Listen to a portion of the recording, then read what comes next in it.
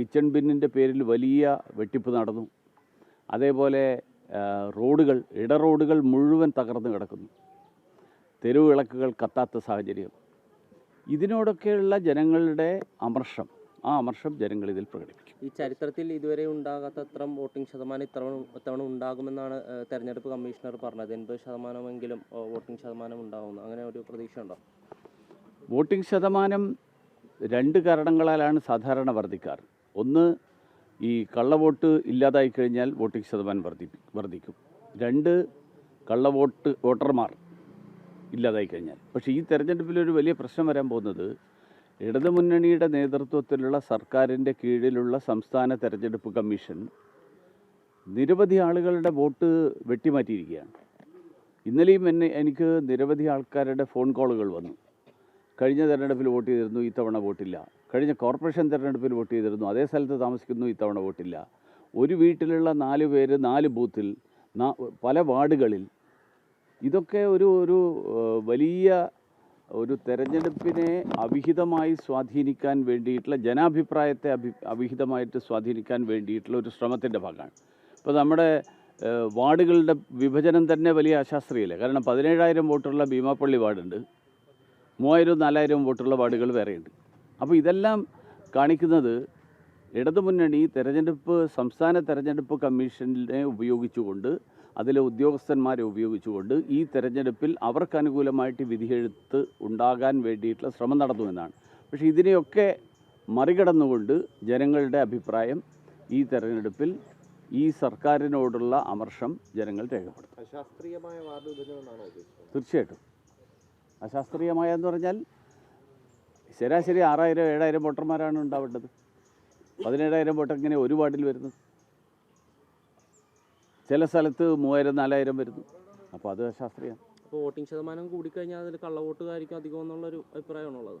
അല്ല, ജനങ്ങൾ ഇതിനെയൊക്കെ മറികടന്നിട്ടും വോട്ട് ചെയ്യാൻ വന്നു കഴിഞ്ഞാൽ അത് ഈ സർക്കാരിനോടുള്ള വലിയ എതിർപ്പ് ജനങ്ങൾ പ്രകടിപ്പിക്കുകയാണ്.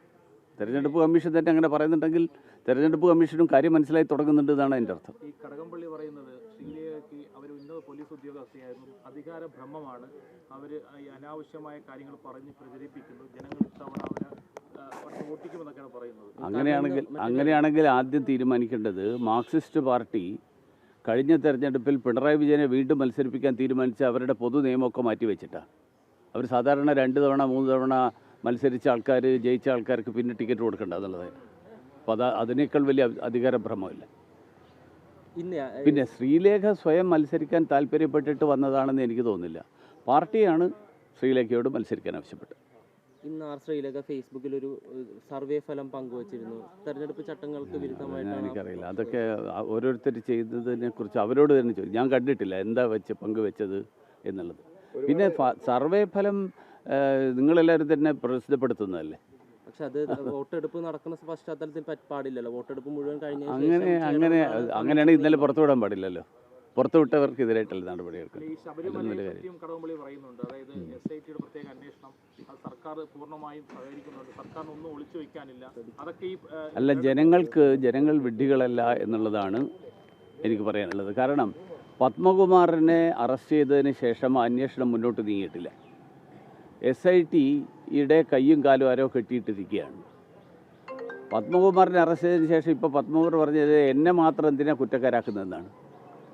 കാരണം ദേവസ്വം ബോർഡിൻ്റെ റിപ്പോർട്ട് 3 മാസത്തിലൊരിക്കൽ ദേവസ്വം മന്ത്രിക്ക് പോകുന്നതാണ്. പിന്നെ എങ്ങനെയാ അന്നത്തെ ദേവസ്വം മന്ത്രിയും ഇപ്പോഴത്തെ ദേവസ്വം മന്ത്രിയും പറയുക ഞങ്ങളൊന്നും അറിഞ്ഞിട്ടില്ല?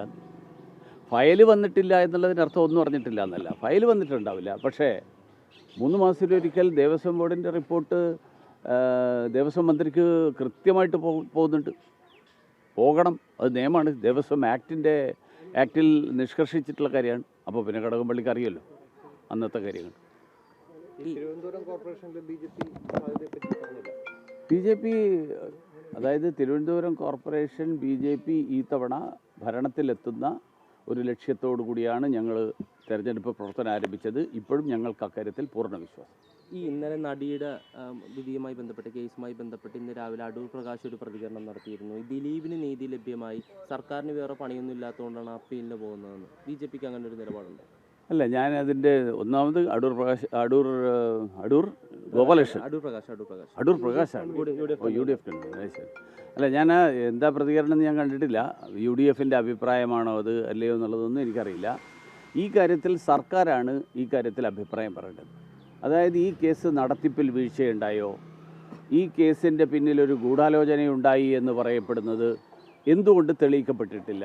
ഇതൊക്കെ സംസ്ഥാന നിയമവകുപ്പ് മന്ത്രിയും സംസ്ഥാന ആഭ്യന്തരമന്ത്രിയും ഇവർ രണ്ടുപേര് ഈ കാര്യത്തിൽ ഇതുവരെ ഒരു പ്രതികരണവും നടത്തിയതായിട്ട് ഞാൻ കണ്ടില്ല. അവരുടെ പ്രതികരണം വരട്ടെ, അതിനുശേഷം ഞങ്ങളുടെ അഭിപ്രായം ഞങ്ങൾ പറയും. BJP അതിജീവിതക്കൊപ്പമാണോ?